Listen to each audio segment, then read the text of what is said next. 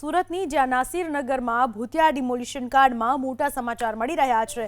અનેક અધિકારી અને રાજકારણી તેમજ બિલ્ડરો રડાર પર છે।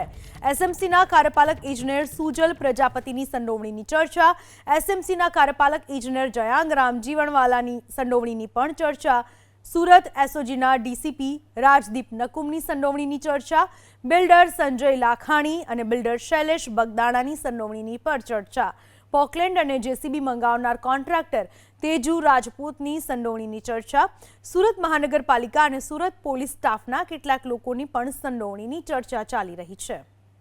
આ વિશે વધુ માહિતી આપો સુરતથી અમારા સંવાદદાતા જોડાઈ ચૂક્યા છે ફોન લાઈન પર। જે અત્યારે નામો સામે આવી રહ્યા છે ભૂતિયા ડિમોલિશન કાંડમાં, શું જાણવા મળી રહ્યું છે આ નામો વિશે?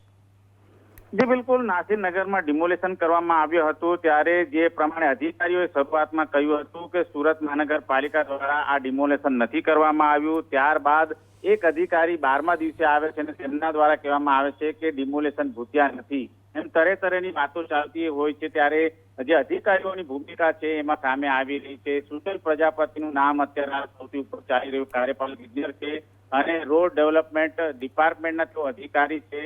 તેઓ ઘટના સ્થળે હતા, તેમના ફરજનું કોઈ અત્યારે આ સ્થળ જોવા નહોતું મળ્યું, પરંતુ ડિમોલિશનની અંદર સુજલ પ્રજાપતિ છે તેની ભૂમિકા છે સામે આવી હતી।